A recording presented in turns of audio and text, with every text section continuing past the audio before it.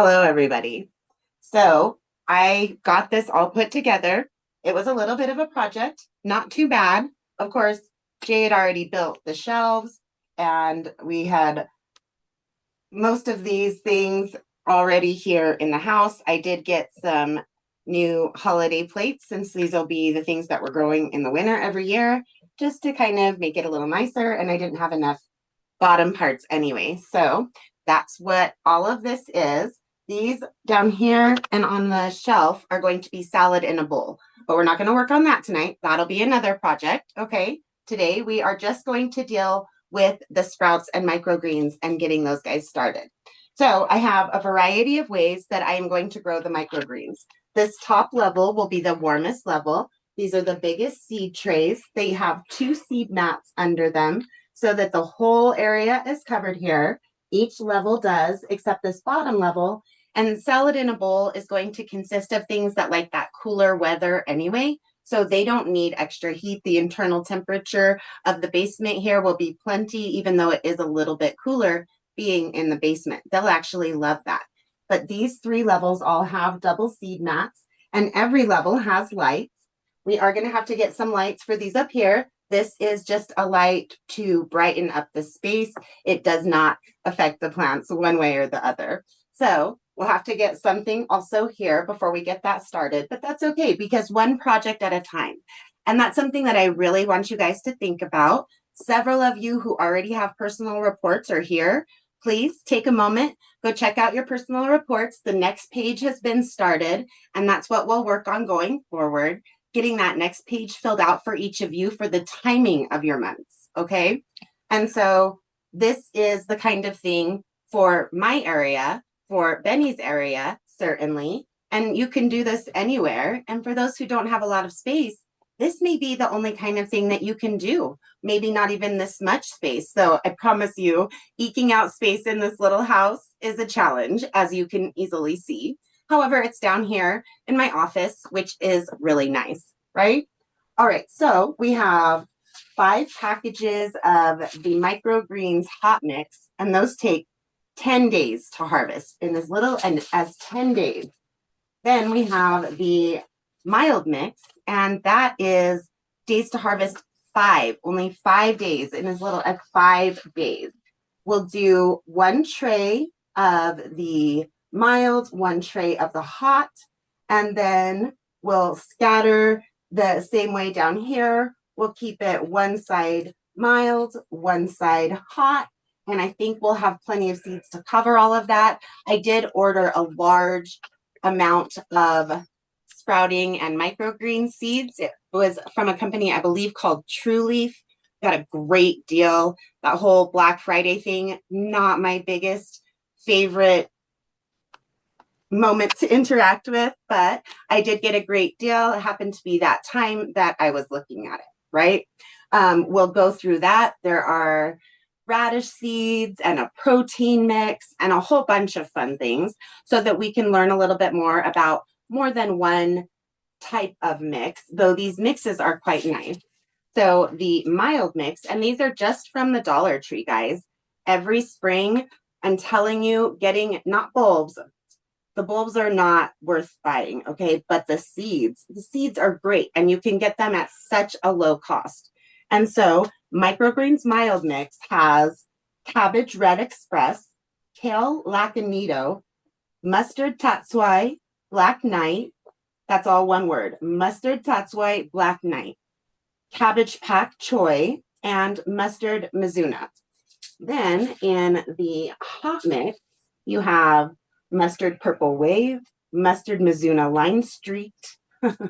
That's a name for you. Mustard Mizuna Line Street, Mustard Tatsui, Kale Red Ursa, and Kohlrabi Purple Vienna. So there's already a good mix here, but as they're a mix, we're not going to really know what each kind are, like with the protein mix that I ordered, though they may have something that will help to distinguish that in the packaging. We'll have to wait and see. So let's go ahead and open up our mild mix. And keep that nice little package. And then what I'm going to do is put each of these packets into, oops, and I lost a couple there, into a Ziploc bag in case they get wet, and just place them under the plants so that we can just keep checking them as we go. And so this is going to be our mild mix for the sprouting. And so let's see about getting it started. Go ahead and put that on the bottom and the mild all on the left from my vision here, right? Depending on what angle one is looking at. You just kind of want to scatter them around. It can be kind of thick, right? Okay. Let's put just a little bit more in there. Do you want to come up and show everybody what it's looking like as they're getting spread in there? Okay. We'll add another little handful.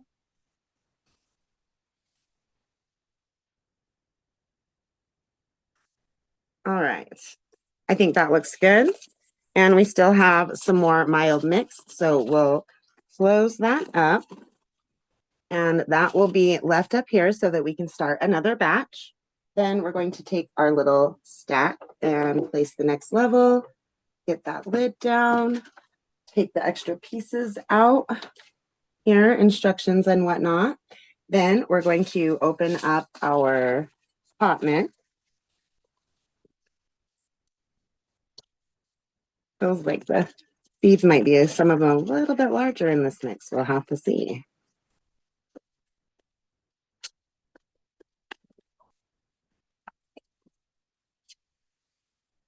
All right. And again, and so some of them were falling on the bottom. I can only imagine that some might fall through from the top, but that's not going to be any kind of a huge problem. All right, that looks great. And now we'll put this over on the other side here. And then we want to put our lid on and take the water that's left. I did get all of this soil nice and wet. You can see by the color difference. This is the dry soil here. And then this is much wetter. There is a nice moist amount there. And you can see that there is air underneath where, oh, let's see, you're getting it. It's kind of hard to see on the camera. There you go. That's nice. Okay, so there is air here between the water and the upper layer. This one looks a little bit more problematic, and that one might need to be emptied out. So we'll empty that one out before we fill it, but the others did look very good, and you can see the difference between the dry and the wet soil, right? So now let's take our water and just kind of run it over everything here. We have a little line, and we're going to go ahead and let that be. It has this reservoir down here. Looks like it's missing the seeds over. Ooh, that's not going to be the greatest. Let's see if we can't get some water right there. It doesn't want to hit them. It's getting it on the bottom. Let's go ahead and just add a little bit more. There, almost all of it got wet there. Okay, that looks better. Now, put that back. And so with the water that we're using, we have to bring that in because it's cold enough that we can't get water outside. All of our house water has that salt from the water softener. So this is all water that we have to bring in, unfortunately. And so we're going to do the cheapest option for sure. Get the bottles that we have out in the garage, still the big, nice 5-gallon jugs. And we're going to get a little stand, right? Because we don't have the service anymore. They took the fluoride out of the water in Utah. We tested our water here at the house. It's great quality. We don't need to buy water to drink anymore. So that's wonderful. However, our plants can't have that salt in their water. So we're going to get this really cheap little stand and get those water jugs filled back up, any that are empty. And we're just going to rotate those out to use for watering the plants, right? Because that can get a little costly to have to buy the little 2.5 gallons or 3 gallons that you can get at the store, right? All right, so we have our packages, and those will leave for the next round of microgreens in our sprouts. Now we're going to take the mild mix and do the same thing here. These are so much easier, but they do like to pop out. All right, now let's get our little amount here and scatter it again. We're going to probably want to use the whole package, as this is a much bigger growing surface. A little square up here, right, to more than double probably the space in the larger planters. So we're not super worried about it. We're just kind of spreading them out, not trying to concentrate too much on any one area. Get it nicely dispersed. Go ahead and use that whole package. Almost there. All right. Looks pretty nicely distributed all throughout here. And so that one is done. We'll just put that right there. I'll get a Ziploc bag to put on it, so it doesn't matter if it gets a little bit wet. And we're going to get our hot mix and do the exact same thing.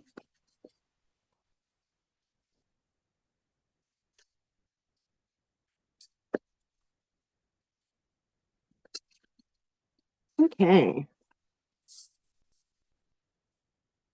take a good little handful, something that you can hold onto while you're spreading it out. Move your fingers, rolling the seeds back and forth, letting them scatter in a consistent pattern of randomness throughout the whole planter, right? You're not going to really be able to perfectly space so many little tiny seeds. You just want to stay consistent and going around the whole of your planting surface and getting it pretty nicely covered with these tiny little seeds that are just a powerhouse when you are eating them as living food, right?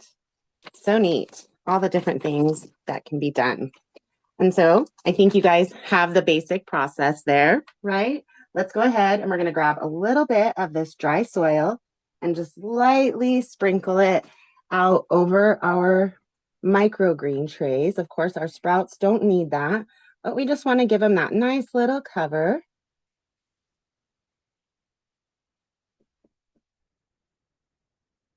Okay. Nothing too thick, but you do want it all to be pretty well covered there. And nice, even spreading. Again, you can see that that water there is already soaking up into those dry soil granules, because that was the hope here. It's really hard to water these guys without disturbing the soil, which once the plants are growing, it will get a tiny bit easier and holding the soil. But once they're starting to grow, we don't want to disturb where they are, right? And so that looks like a pretty nice, good covering there. Get just a little bit more on this back outer edge. Okay. And maybe a little bit more on this front edge as well.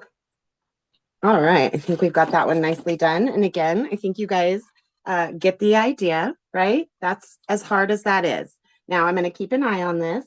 And if it doesn't get wet in all of that soil, I'm going to mist it with a water sprayer instead of my watering can, just like this, just to help it get back so that we're not disturbing the soil as much. And I'm going to really try to keep an eye on it, keeping it moist so that I have to do the least amount possible with that watering can. And I am also going to look for another smaller watering can with some fine holes to see. I don't generally like the way that they work, but I think for this, it might be almost a necessity, right? So definitely going to check into that.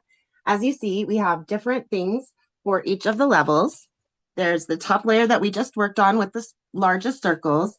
I have these little cloches that are actually meant to be out in the yard. However, I think that they will really help to keep the heat from the light and the heating mats in there, as well as helping to keep it moist. So I just want to check. We also have our little cupcake holders down here, which also have another layer underneath to catch the water runoff, right? You can see a little bit there. They have the largest reservoirs, and that's kind of nice. Also, the closed system, and they're kind of a pain with all their little latches there, but the closed system may draw the water back up with the heat and the light and all of the environment being enclosed. It may draw some of that back up and let some of it down again as condensation. So we'll have to see. And again, then here down at the bottom, we have the salad in a bowl. So a lot of fun there, and definitely something that is going to keep me entertained. I'm glad it's right here in the office so that I'm able to keep a really close eye on it. All right, guys, I'm going to head on over to my computer and answer any questions that you have. Go ahead and stop the video there. Thank you so much. And then you can leave the room here.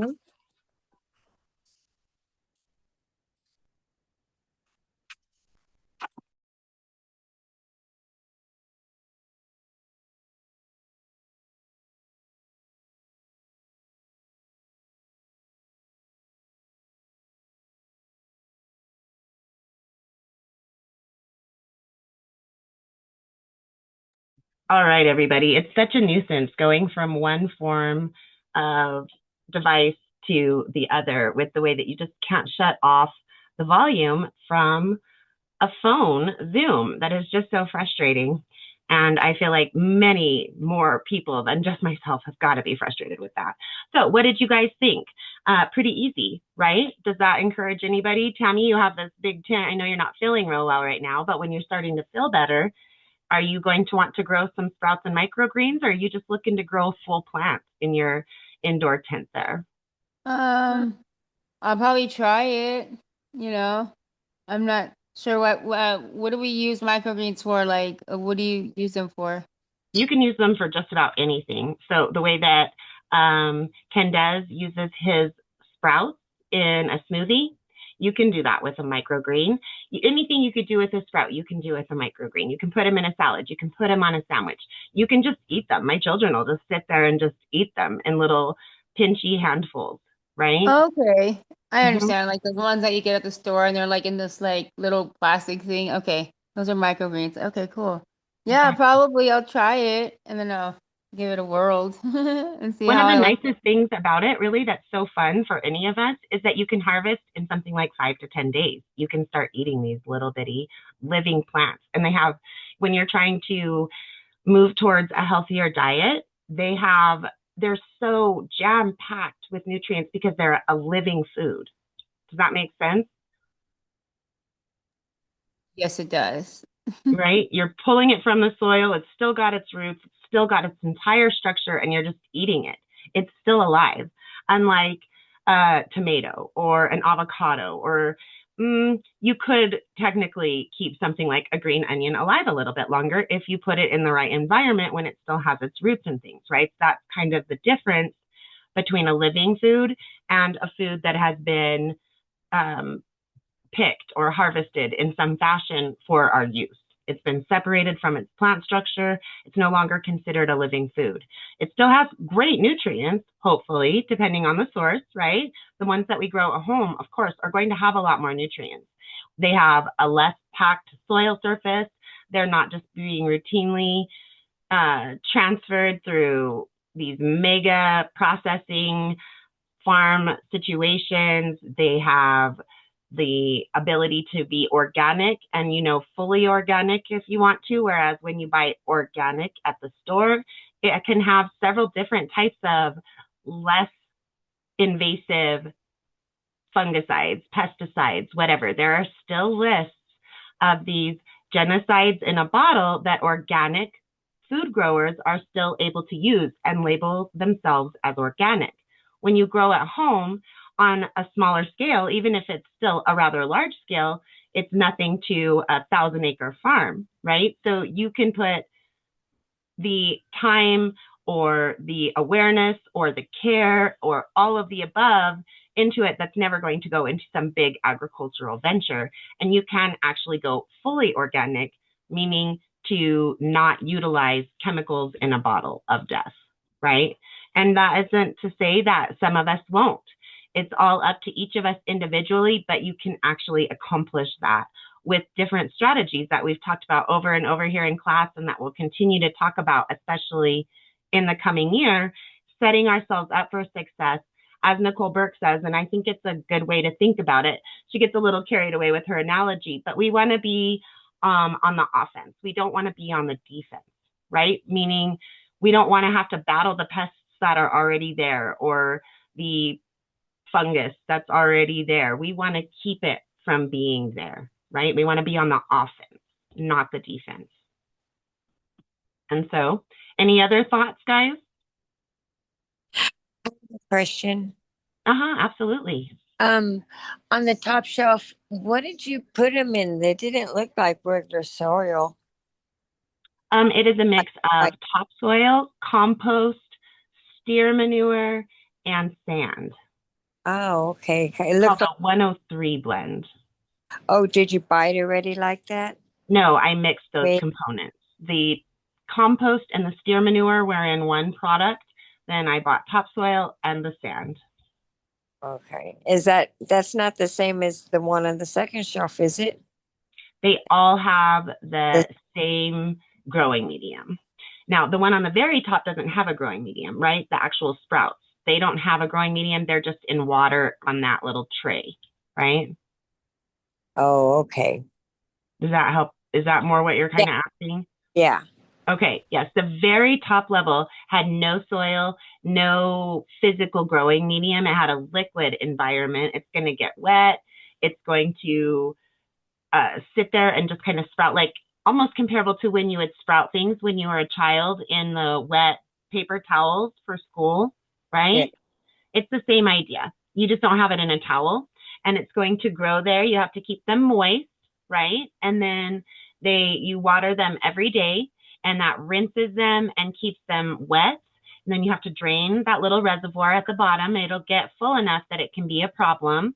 So you have to drain that out every so often and you just keep watering them. And then in 5 to 10 days, depending, 5 for the bottom, 10 for the top, which I guess in that regard, I should have put them the opposite way, but that was just in the order I had for the lower levels. So really, it's not going to be that big of a deal. I can even switch them out if I decide I want to put the other ones. They're very simple designs for these sprouting kits, these little containers, which I got this one for almost nothing.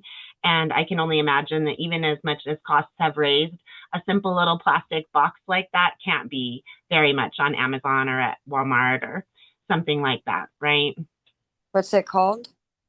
It's a sprout starter kit or a sprouting kit. Auto kit. Oh, okay. Thank you. Absolutely. And the company that I purchased the sprout seeds from, I know that they do sell those as well. So you can look at those. You can look at the ones at Walmart or Amazon. I'm sure would have them if you have a local hardware and gardening center, right? They may have the little sprouting kits. They're very, very simple. So they can't be very much. All right. Any other thoughts, guys? I just thought I would bring you all along, right? Show you very much how easy it is. So remember, I put all that soil together and I talked about the components of it and everything, and it's out there already on YouTube. But I thought with this being down here, I could actually show you guys and have you with me instead of putting it out there as a static video that you didn't get to participate with, right? So Sabrina, I do have a question on the Absolutely, Benny. pro. When you have to set up the microgreens, Mm-hmm. The environment doesn't have to be like at a certain temperature. Can it not be too cold? You do want to keep it warm enough. So what most of these are going to be in that cooler temperature range. I can't guarantee you that they all are. There's somewhere between 9 to 10 different kind of specialty lettuce and cabbage type plants that are going to be in these sprouts. And so let's just actually grab the packages because that's a good question.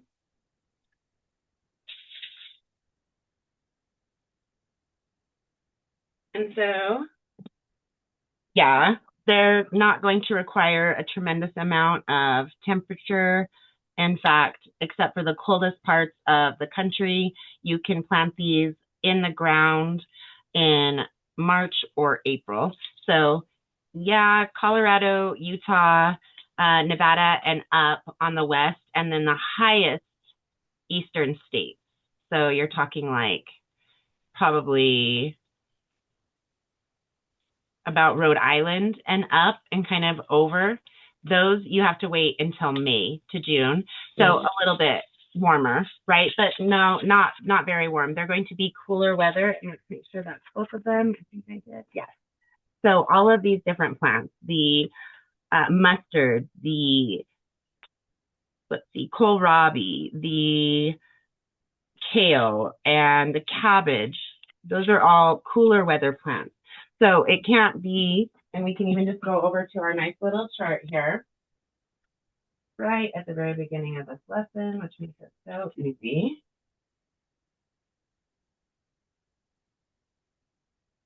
You're talking 35 to 65 degrees. So that's its ideal temperature for growing.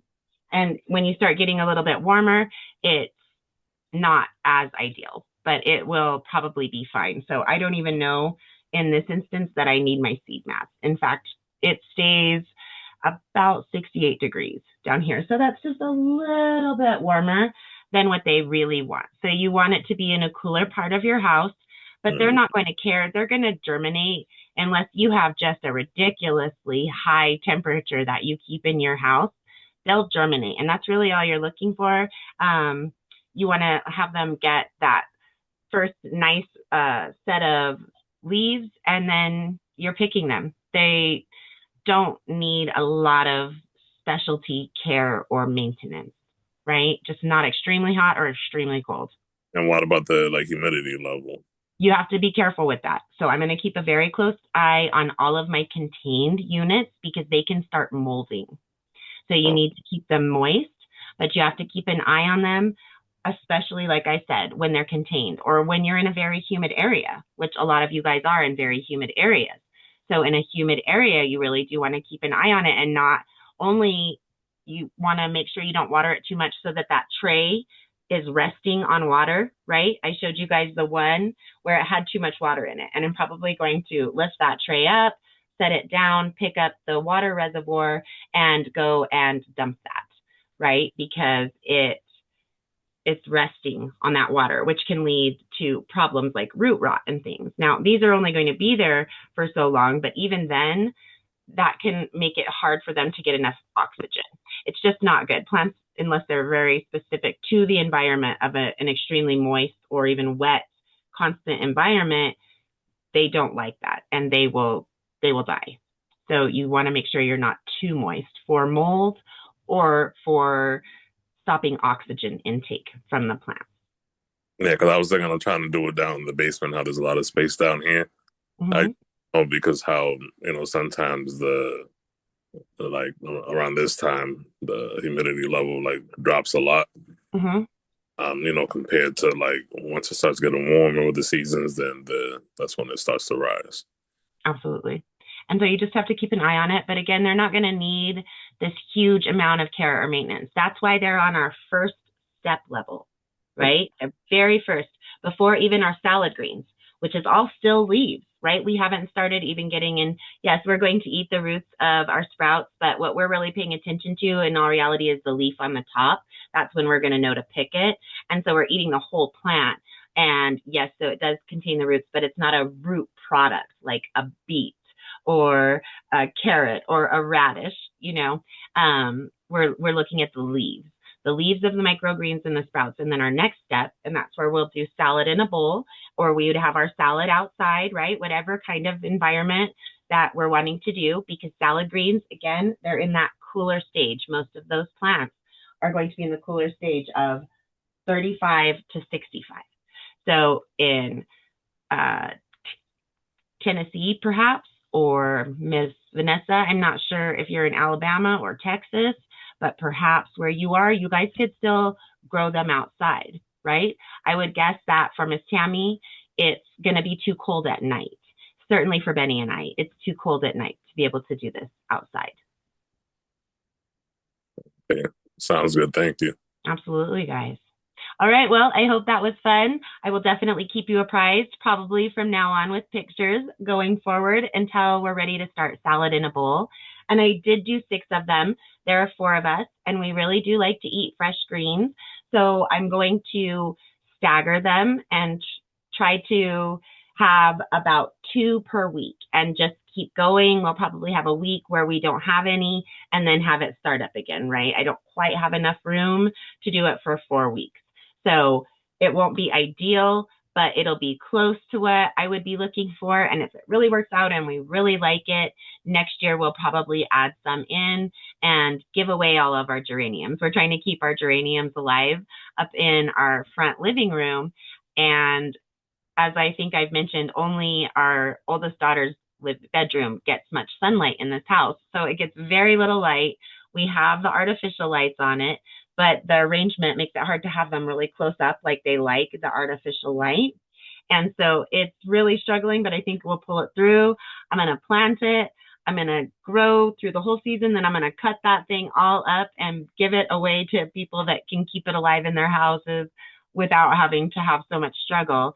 And then maybe have that final week up on the 2 stands where we have the geranium plants this year. And we'll have to come up with something better for the light. But we're just keeping the plants alive this year to see if it will even work with the setup that we have. There wasn't any reason not to try. We already had the lights, we had the plants, so we're checking it out. But if we're going to go to the level of trying to grow the salad in a bowl upstairs, we'll need to get some other sort of light arrangement, which of course only makes me excited and happy. So I love playing and trying new things and just continuing to be able to do something, even if there's a foot of snow on the ground or more, right? To me, that's just the best of all worlds. I get to be nice and warm and cozy in my house and look outside at the beautiful snow-capped mountains and still eat living, fresh, homegrown food.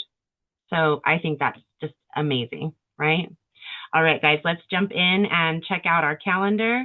We might get to see Miss Tammy this Saturday, right? Or this Sunday, excuse me.